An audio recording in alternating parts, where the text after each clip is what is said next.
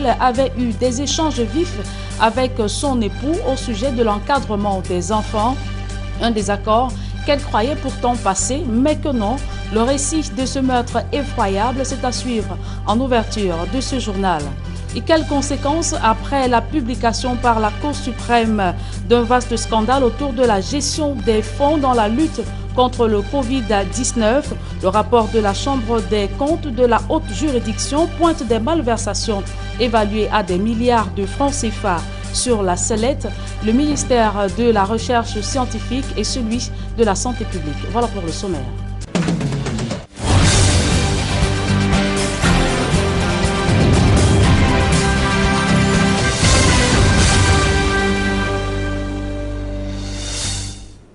Une fois encore, bonsoir à tous, mesdames et messieurs. Merci de nous recevoir chez vous. Tout d'abord, cette scène macabre au quartier Mabanda, c'est dans le 4e arrondissement de la ville de Douala.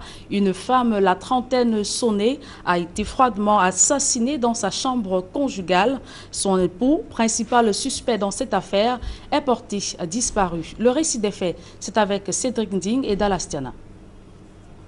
Cette chambre nuptiale s'est transformée l'espace d'une nuit en chambre de l'horreur. Nous sommes au quartier Mabanda où Dame Christelle Folewa, 35 ans, a trouvé la mort, succombant aux multiples coups de poignard qui lui auraient été infligés par son conjoint dans la nuit du jeudi 20 au vendredi 21 mai. Une mort à laquelle ses proches, notamment son frère cadet, n'en reviennent toujours pas. Mon grand frère qui m'appelle déjà, depuis m'a visé. Il m'a dit que ma grand-sœur est morte.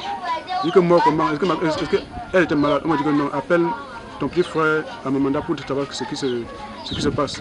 C'est là maintenant j'appelle mon petit. Mon petit me dit que ma grand-sœur est morte, que son mari l'a assassiné, que son mari l'a découpé. Il l'a découpé partout, par la bouche, par les mains, par le cou. Il a égorgé ma grand-sœur. Ma grand-sœur est partie comme ça là. Pour rien, ma grand-sœur est partie pour le mariage. Mariés depuis plus de 5 ans, les conjoints, selon les témoignages de leur entourage, traversaient des moments de tension. Et des disputes éclataient très souvent entre les deux, faisant ressortir le caractère violent de l'époux, comme le décrivent certains habitants du quartier. Sauf que la dernière dispute sera la dispute de trop. Le vendredi, elle est partie au travail, les enfants étaient un peu souffrants, les enfants souffraient un peu. Mais en partant, elle les a donné le remède jusqu'à la température s'est baissée. Elle est partie maintenant au travail. Maintenant, son mari m'a dit bon, tu abandonnes l'enfant et tu pars au travail. Mon grand s'est dit que je n'ai pas les unités pour l'appeler. C'est comme ça que son mari lui a commencé à taper, à arracher les cheveux. Mon voisin qui a même déjà eu à essayer de m'assassiner. Oui, il a assassiné sa femme cette nuit. Le matin, j'ai compris le cri de ses enfants. Tout le quartier s'est réveillé. On a trouvé qu'il a assassiné sa femme. Alerté par les cris des premiers habitants ayant fait la découverte macabre, tout le quartier se dépêchera sur le lieu du drame. L'époux Tchiakwa Léopold, quant à lui, principal suspect dans l'affaire, reste introuvable. Christelle, elle, laisse 4 orphelins.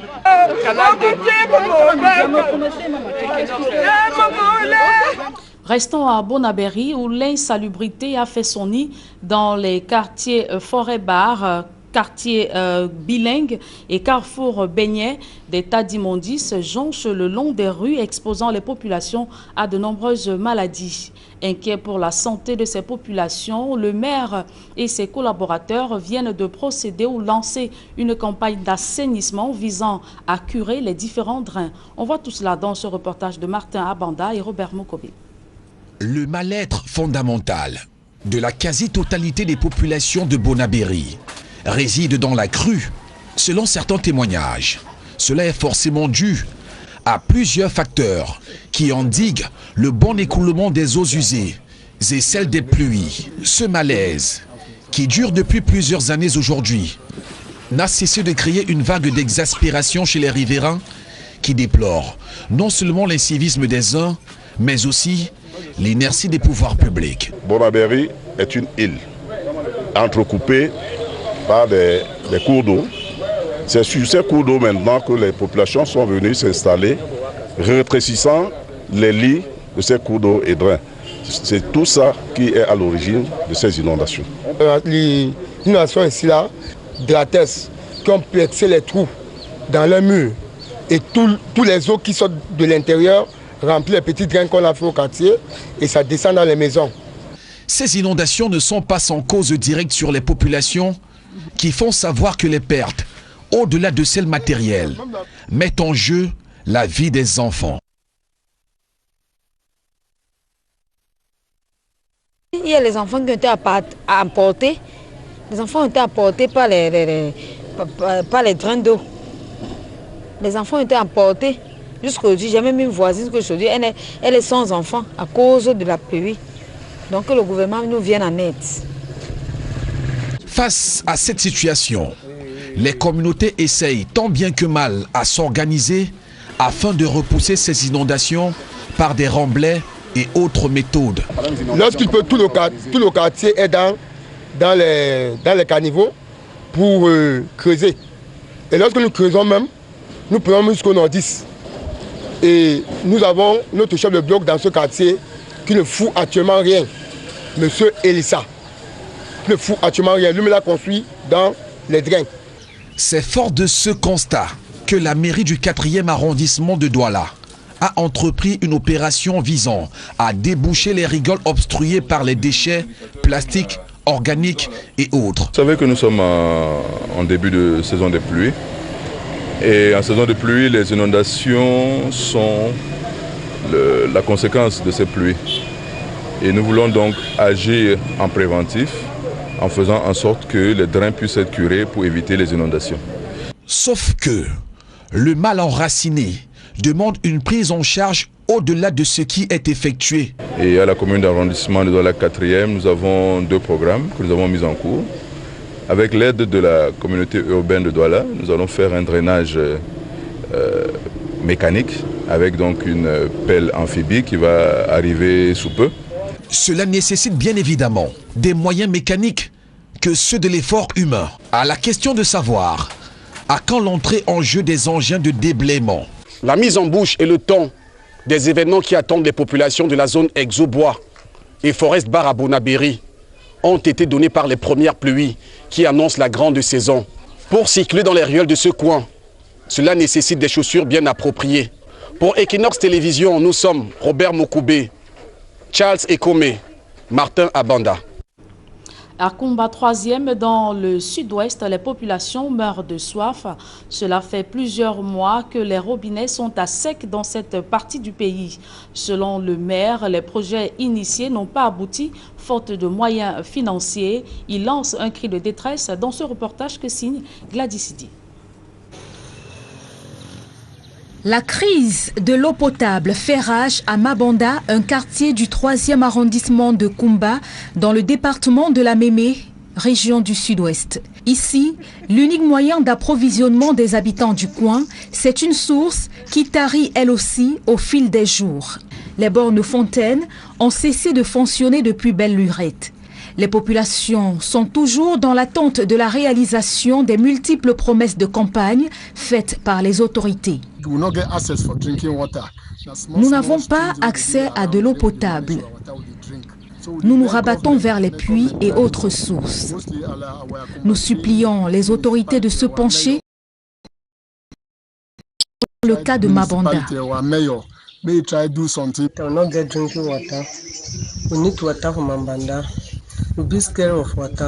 Nous voulons de l'eau à Mabanda. L'eau de la source n'est pas de bonne qualité. Le maire de la commune d'arrondissement de Kumba 3e annonce la création de plusieurs points d'eau qui seront mis à la disposition des populations qui pour le moment peuvent aussi se ravitailler dans un forage construit à la mairie. They try to see the good in everything we try to do, rather than for criticize and rather than for give negative attributes. Il invite aussi les élites à se joindre à lui pour mener à bien les projets initiés. Ce notable est chef de quartier depuis plus de 30 ans. Il revient sur les multiples projets d'adduction en eau potable mis sur pied à Mabanda qui ont échoué. Il estime que les souffrances des populations n'ont que trop duré.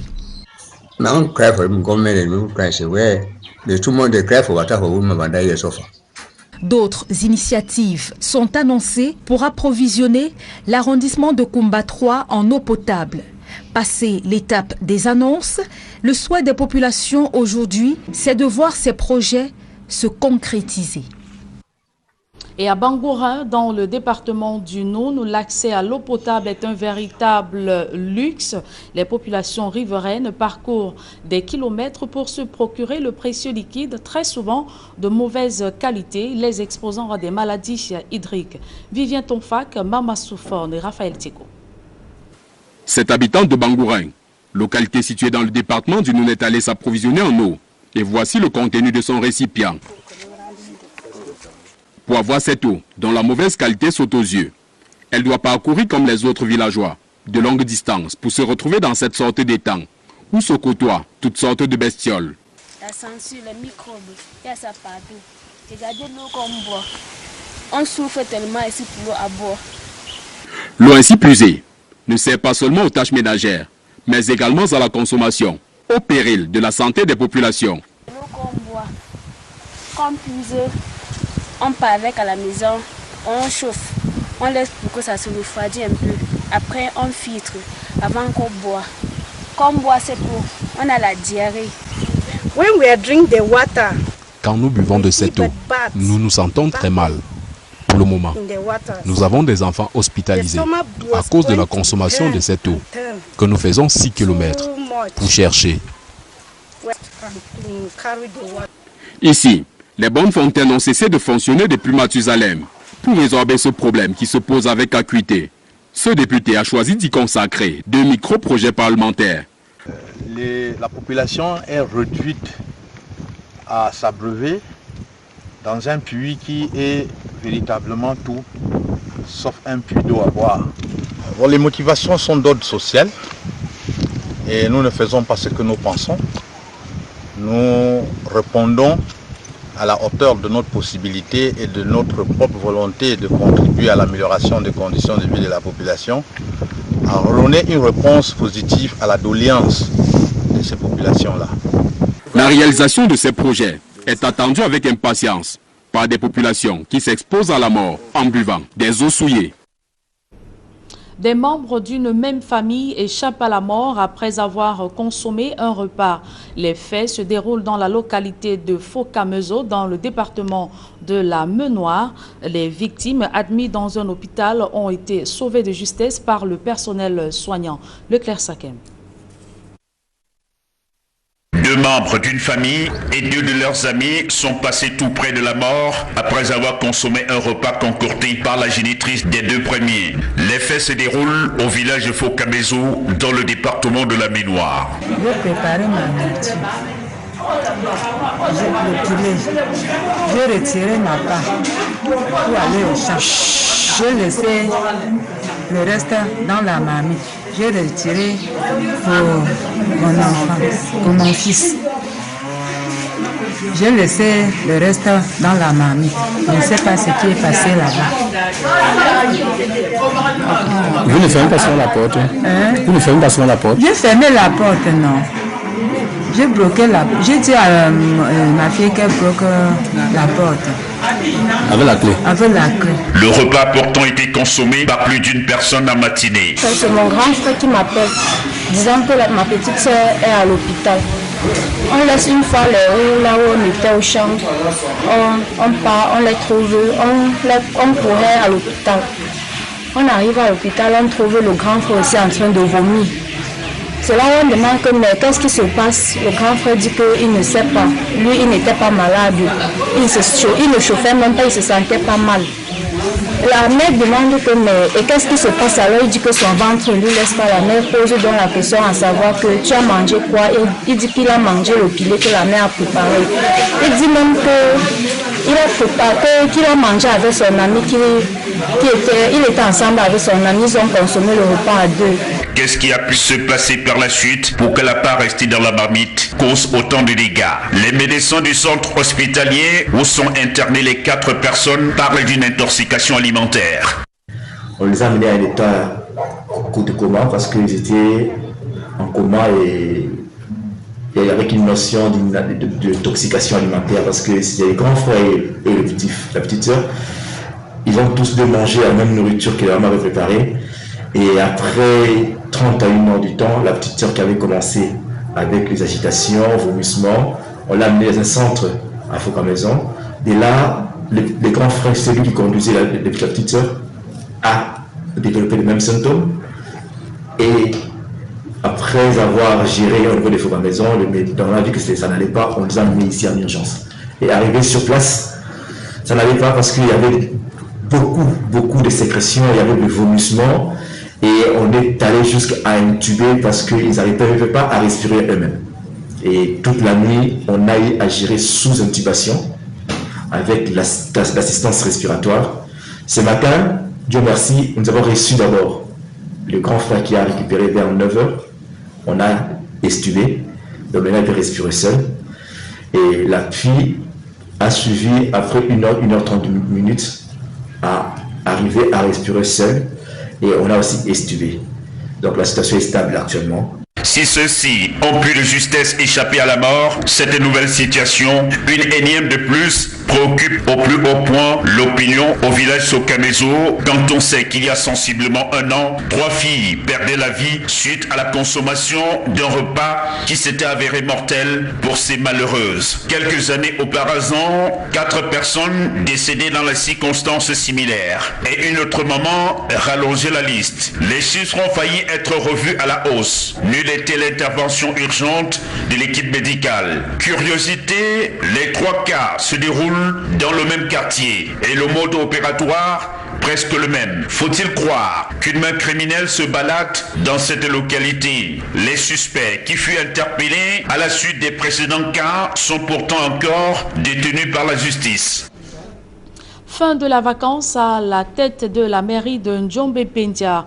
Une session de plein droit tenue ce vendredi a porté à la tête de cette municipalité Maître René Manfo. L'avocat remplace Paul-Éric Kinguet, décédé en mars dernier. Le nouvel élu promet de poursuivre les chantiers de son prédécesseur. On voit tout cela dans ce reportage de Donald Brice Kamgan et Jacques Nomolon. Un déploiement des forces de maintien de l'ordre dans la ville dès le matin comme pour parer à toute éventualité. Pendant ce temps, au foyer municipal, le préfet du département du Mungo joue la carte de l'anticipation sur une éventuelle escalade. C'est vous qui choisissez, c'est le conseil. Donc, soyez vraiment détendus. C'est quelque chose qui ne devra pas nous prendre 30 minutes. Un appel au fair play en raison de la composition du conseil municipal de Ndjombe-Pendia. Il est certes dominé par le mouvement patriotique pour un Cameroun nouveau du défunt maire Paul-Éric Kinguet, mais la cohabitation avec le SIF, le RDPC et l'UNDP fait de cette session de plein droit une rencontre potentiellement houleuse. Bien que non prévu par la loi, la presse est tenue à l'écart sous proposition de l'autorité administrative. Les médias ne reviendront plus que pour constater les résultats. Le candidat investi par le MPCN est élu. Maître René Manfo récolte 26 voix contre 7 pour Bilé Sasso du RDPC et un bulletin nul enregistré. Voler au secours des populations de Ndjombe-Pendia, nous mettrons toujours en tête que c'est d'abord pour leur intérêt que nous avons été votés. Et nous nous battrons tant que nous pourrons pour exécuter la feuille de route tracée par le défunt maire Paul-Éric Kinguet. Le préfet, pour sa part, se dit satisfait du climat de sérénité ayant prévalu durant le vote du nouveau maire. La démocratie a triomphé, les conseillers ont choisi celui en qui ils ont eu le plus confiance et nous pensons que ça a été un bel exemple, sans éclat de voix, ni bagarre, ni bousculade. Et la loi a prévalu. C'est à l'issue d'un deuxième tour de vote que le choix du nouveau maire s'est fait. Maître Manfo, investi par le MPCN, n'a obtenu que 16 voix, la majorité relative face à Claubert Tuente, son camarade de parti, Jean-Pierre Carac, l'ancien maire SIF, et Sasso Bilé du RDPC. Partout où il allait avec Maître Manfo. Vraiment, nous sommes un peu fiers parce que notre maire est ressuscité. Que la population ne s'inquiète pas, on va continuer les œuvres du PEC. Le conseil municipal de 34 conseillers est tenu par le MPCN, 23 conseillers, suivi du SIF, 5 conseillers, Le RDPC 4 conseillers et l'UNDP 2 conseillers. Maître René Manfo, vice-président du MPCN et jusque-là adjoint au maire, doit achever le mandat de Paul-Éric Kingé. L'ex-patron de l'exécutif communal est mort le 22 mars dernier, un an après son élection. Ouvrons à présent le dossier du 20h, gestion des fonds, gestion des 45 milliards de francs CFA de fonds Covid-19 au ministère de la Santé publique. Le docteur Manaouda Malachi et ses collaborateurs sur des braises ardentes. La Chambre des comptes a découvert des surfacturations énormes dans l'achat des équipements et prestations de services et des irrégularités grossières dans les procédures des passations des marchés publics. Jean-Paul Choudiat. Le passage des enquêteurs de la Chambre des comptes de la Cour suprême du Cameroun a fait mouche dans la gestion des milliards de francs CFA alloués au ministère de la Santé publique pour son plan de riposte contre la pandémie Covid-19. Sur la liste des premiers suspects, le chef de ce département ministériel, le docteur Manaouda Malachi, plusieurs fois accusé de façon péremptoire de détournement de fonds Covid par le député SDF Jean-Michel Ninche. Au cœur de ce scandale financier, la surfacturation par 10, voire 15, des budgets affectés à chaque rubrique du plan de riposte de la santé publique, avec comme moyen d'action la violation systématique du Code des marchés publics, au nez et à la barbe du ministre délégué Ibrahim Talba Mala, le chef d'orchestre en principe des marchés publics au Cameroun. Ainsi, le gendarme des finances publiques tombe des nues devant l'ampleur des malversations des 45 milliards de francs CFA du Fonds monétaire international déversés dans le portefeuille de Manaouda Malachi. Premier point saillant du rapport de la Chambre des comptes, le cafouillage dans l'attribution de 95% de marché à un seul prestataire, Medilin Medical Cameroun SA, qui a empoché 24 milliards 500 millions de francs CFA, soit la moitié de la dotation globale du ministère de la Santé publique. Fait hallucinant, relève la Chambre des comptes. Medilin Medical Cameroun SA était en veilleuse depuis sa création le 13 septembre 2017, avec un solde d'actifs financiers nul sur ses comptes au 1er janvier 2020. Le prestataire signant ses premiers contrats le 19 juin 2020 avec le ministère de la Santé publique. Medilin Medical Cameroun SA a donc été réactivé pour les besoins de la cause, en conclut la Chambre des comptes de la Cour suprême. Deuxième rubrique où l'opacité de la gestion et les irrégularités procédurières se passent de tout commentaire. L'achat des équipements de protection individuelle de 2 milliards 900 millions de francs CFA budgétisés. C'est plutôt 23 milliards qui ont été dépensés, soit un écart de surfacturation de 20 milliards 845 millions de francs CFA pour un préjudice de 2 milliards 277 millions de francs CFA à l'État du Cameroun. Autre, venez voir l'acquisition des équipements médicaux de prise en charge des patients Covid-19 de 4 milliards 800 millions de francs CFA. Les gestionnaires de cette rubrique ont délibérément porté l'enveloppe à 11 milliards 154 millions de francs CFA, soit un écart de plus de 5 milliards de francs. Dans ces investigations, un délit d'initié ahurissant, l'attribution de 5 marchés de 800 millions de francs CFA au sieur Abakar Sidiki Diaby, promoteur de 3 entreprises et par ailleurs un membre de la famille du président du groupe de travail, Ousmane Diaby, chef de la division des projets au ministère de la Santé publique, qui avait roulé dans la farine, Feu Alim Ayatou, secrétaire d'État chargé des épidémies et pandémies au moment des faits. Dans ce feuilleton Covid-Gate, l'achat des ambulances est un autre serpent de mer, avec dans le coup le fameux Medilin Medical Cameroun SA et son acolyte la société Yao Farm, tombé comme un cheveu dans la soupe Covid-19, pourtant ne figurant dans la shortlist des entreprises préqualifiées pour la fourniture des ambulances. Des 880 millions de francs CFA engagés pour l'opération, aucune ambulance n'a été livrée depuis le décaissement des fonds le 20 août 2020. 7 mois qu'on attend les ambulances ne viennent pas.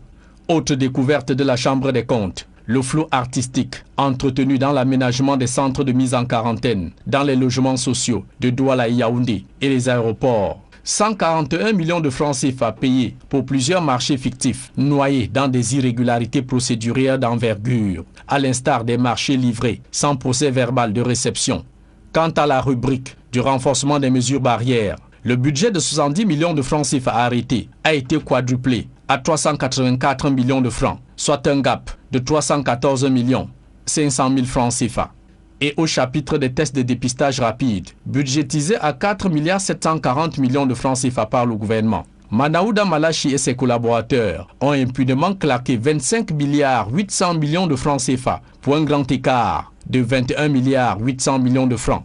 D'un test Covid acheté à 7 000 francs aux fabricants, il est facturé à l'État à 17 000 francs. Magloire Mbaga Tangana du commerce est au banc des accusés pour son manque d'objectivité dans la validation du prix proposé par son collègue de la santé publique. Dans ce dossier sulfureux qui secoue tout le ministère de la Santé publique, les détournements de fonds et irrégularités s'étendent à tous les districts de santé du pays, avec la distraction de la rémunération des personnels sanitaires affectés au Covid et autres abus dans la répartition des fonds pour la sensibilisation communautaire.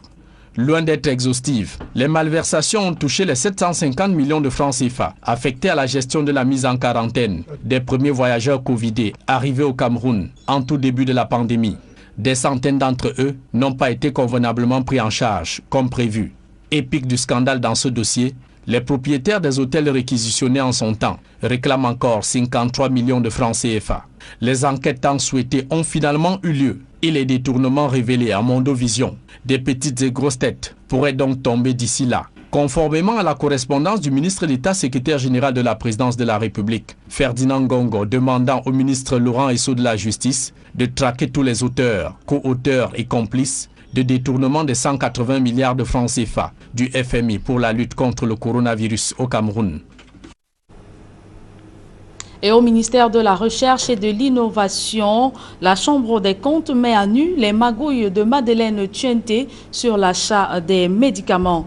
La mère du Fimpancras a importé de la chloroquine et de l'azithromycine de l'Inde pour les faire passer pour des médicaments produits au Cameroun. Donald Brice Kamgan. 4 activités ont retenu l'attention de la Chambre des comptes de la Cour suprême. Ce sont celles réalisées par le ministère de la Recherche scientifique et de l'Innovation sur les 7 que ce département ministériel devait exécuter dans la lutte contre le coronavirus. De ces 4 points présentés par la synthèse du rapport d'audit, la haute juridiction s'attarde spécialement sur le premier. C'est la production de la chloroquine et de l'azithromycine. Cette activité a été budgétisée à 4 milliards 54 millions de francs CFA. Une activité découlant d'un accord obtenu de la présidence de la République, laquelle a autorisé la fabrication au Cameroun de ces 2 antipaludéens, soit 5 millions de chloroquine et 500 000 comprimés d'azithromycine. Au 31 décembre 2020, la Cour suprême note que le MINRESI, à travers l'Institut de recherche médicale et d'études des plantes médicinales, a dépensé 657 millions de francs CFA. Des dépenses présentées comme ayant permis de fabriquer des médicaments au Cameroun, alors que ceux-ci ont été importés de l'Inde, puis reconditionnés. Deuxième irrégularité, l'IMPM dont il s'agit n'était pas à mesure de fabriquer de la chloroquine selon un avis de la direction de la pharmacie du ministère de la Santé publique. Troisième irrégularité, le MINRESI a acquis de l'Inde 300 kg d'intrants d'azithromycine. La Chambre des comptes de la Cour suprême se demande en quoi cela pouvait être utile, alors que le Cameroun n'a pas la capacité de fabriquer ce médicament. Quatrième récrimination, la procédure d'acquisition par le MINRESI des médicaments à l'étranger est illégale, souligne le rapport qui rappelle que seule la CNAME, la Centrale nationale d'approvisionnement en médicaments et consommables essentiels, est habilitée à le faire. Cinquième récrimination, sur un montant total de 70 millions de francs CFA débloqués dans le budget de l'IMPM pour la rénovation du site devant servir à la fabrication des médicaments dont il est question, 15 millions de francs CFA ont été utilisés pour des activités éloignées de cet objet. Sixième récrimination, jusqu'au 31 décembre 2020, le MINRESI n'avait pas transmis au ministère de la Santé publique les médicaments malgré les instructions de la présidence. Pour le reste, le rapport note que le MINRESI a acquis 50 000 tests de dépistage comme prévu, s'est attelé à la fabrication des masques de protection en tissu et des gels hydroalcooliques et à la fabrication des semences pour l'autonomie alimentaire dans son budget global de 6 milliards de francs CFA du Fonds de solidarité nationale contre le Covid-19.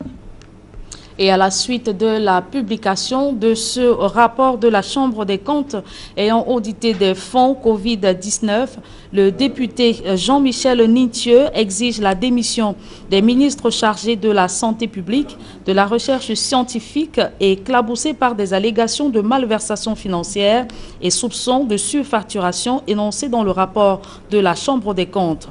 Le député SDF demande également la démission du ministre de l'administration territoriale qui n'a pas fait preuve de transparence en fournissant à la Chambre des comptes tous les éléments justificatifs des dépenses effectuées dans le cadre de la riposte sanitaire.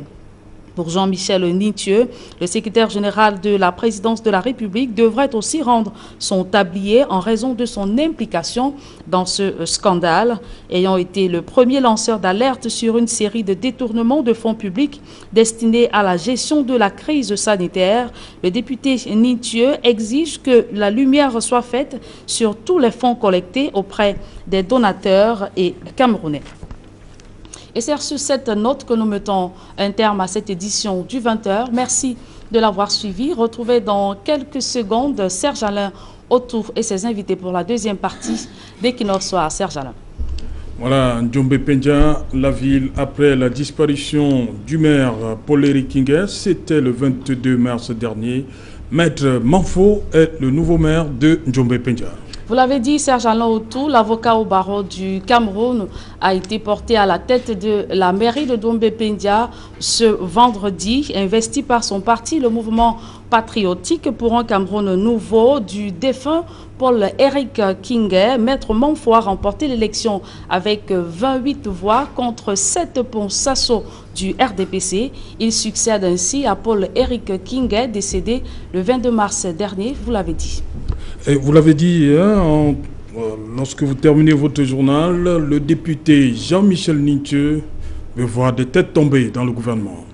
Effectivement, le député Jean-Michel Nitieux, lanceur d'alerte dans cette série de ce qu'on va désormais appeler Covid-Gate, demande à ce que les têtes de plusieurs ministres impliqués dans ce scandale soient tombées. Voilà, là, monsieur, c'est dans l'essentiel qui nous sera deuxième partie. Bonne soirée à vous, Julienne Berthe Bissaï. Très bonne soirée à vous, Serge Alain. Très bon week-end. Hein? Merci. À très bientôt, Julienne Berthe Bissaï. À très bientôt. Madame, monsieur, dans un instant, la suite et qui nous soit.